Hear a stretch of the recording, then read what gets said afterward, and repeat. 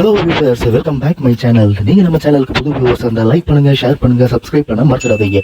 ஒரு ஊரே ஒரு குடியிருப்பில், அதாவது சீனாவில் 21,000 பேர் வசிக்கின்ற ரீஜென்ட் இன்டர்நேஷனல் அப்படின்ற அப்பார்ட்மெண்ட்டை பற்றி தான் நாம் இன்னைக்கு பார்க்க போகிறோம்.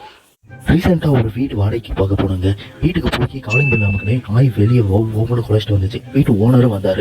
சரி, நாமளும் நாய் வச்சுருக்கோமே, 2 பேத்துக்கும் நாய் வளர்க்க விட்டுருவாங்க அப்படின்னு நினச்சி அவர் இருந்துக்கிட்டு ஓனர் இருந்துக்கிட்டு நீங்கள் நாய் வளர்ப்பீங்களா அப்படின்னு கேட்டார். நாங்கள் நாய் வளர்ப்போம் அப்படின்னு தைரியமாக சொன்னோம். சாரி, எங்கள் நாய்க்கும் உங்கள் நாயை பிடிக்காது, அதனால உங்களுக்கு வீடு கிடையாது அப்படின்ட்டார். நாய்க்கு பிறந்தவனே அப்படின்ட்டு. சரி வாங்க நியூஸ்க்கு போவோம். இதே நம்ம சென்னையில் உள்ள மிகப்பெரிய அப்பார்ட்மெண்ட்டில் பார்க்கும்போது பலர் ஆச்சரியமாக பார்ப்பாங்க.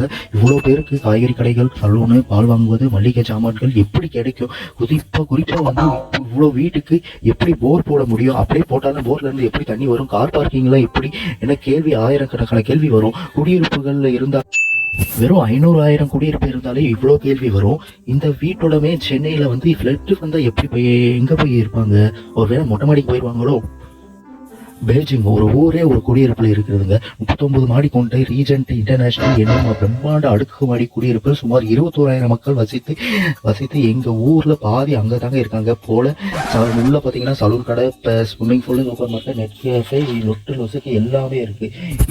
இப்படிலாம் இருந்த போது இன்னும் மேலும் 10,000 பேர் வந்து குடியிருக்க முடியும். நானும் போயிடலாம் போல அப்படின்னு நான் நினைக்கிறேன். நீங்க என்ன சொல்றீங்க? சீனாவில் கியான்ஜியாங் செஞ்சேரி சிட்டியில் ரீஜென்ட் இன்டர்நேஷனல் அபார்ட்மெண்ட் இருக்கிறது. இந்த குடியிருப்பில் வாழ்றவங்களுக்கு தேவையான அனைத்து வசதிகளும் இங்கே இருக்கிறது. அவர்கள் வீட்டை விட்டு வெளியே செல்ல தேவையே இல்லை. ரீசெண்டா இந்த பிரம்மாண்ட ரீஜென்ட் இன்டர்நேஷனல் கட்டடத்தின் ட்ரோன் காட்சிகள் வந்து பார்க்கப்பட்டிருக்கு. அப்படி பார்க்கும்போது 300 ரூம்ல வந்து 200 ரூம் குடியிருக்காங்க, 100 ரூம் காலியா இருக்கு.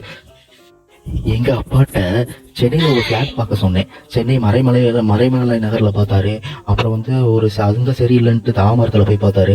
அப்புறம் அதுவும் சரியில்லைன்ட்டு செங்கல்பட்டில் போய் பார்த்தாரு. கேட்டால் நீ கொடுக்குற 7,000 ரூபா பட்ஜெட்டில் அங்கே தாண்டா பார்க்க முடியும் அப்படின்னாரு. சரி ஓகே, நான் வீடு புரோக்கர்ட்டே போய் கேட்டுக்கிறேன்ட்டு வீடு புரோக்கர்ட்ட போய் கேட்டால் சென்னை பக்கத்தில் 450 கிலோமீட்டர் தொலைவில். நான் அங்கே இருந்து தாண்டா, மதுரையில் இருந்து தாண்டா நான் வரேன். சரி வாங்க நியூஸ்குள்ள போகலாம். சரி, ரீஜென்ட் இன்டர்நேஷனல் வசிக்கும் மக்கள்லாம் யாருங்க? அவங்கள வந்து என்னன்னு கூப்பிடுவாங்கன்னு பார்த்தீங்கன்னா ஹேங் பியோவோ என்று கூப்பிடுவாங்க. அதிகமாக வேலை தேடி இந்த பேச்சுலர் பசங்க தான் ஹாங்ஜோவுக்கு வேலை தேடி செல்றவங்க தான் அங்கே இருக்காங்களாம். ரீஜென்ட் இன்டர்நேஷனல் செலவை பொறுத்த வரைக்கும் நீங்க எங்க வசிக்கிறீங்க அப்படின்ற இடம், பொருள், ஏவல் அறிந்து அதை மாறுபடுமா. அதாவது விண்டோஸ் இல்லாத சிறிய அடுக்குமாடி வீடு வந்து எவ்வளோன்னா $210 அமெரிக்கன் கரன்சியில, இந்தியன் கரன்சியில எவ்வளோனா 17,495 ரூபா மாசம். அதே நேரம் ஜன்னல் வசதியுடன் அப்படியே சூரிய ஒளியோட படுற மாதிரி வீடு வேணும்னா வாடகை மாதம் வந்து $570 அமெரிக்கன் கரன்சியோட, அதாவது இந்திய மதிப்புல வந்து ஒரு சொகுசு வீடோட வாடகை வந்து அங்க வாங்குறாங்க. அதாவது 47,486 ரூபா செலவாகுமா. For more videos, thank you, bye.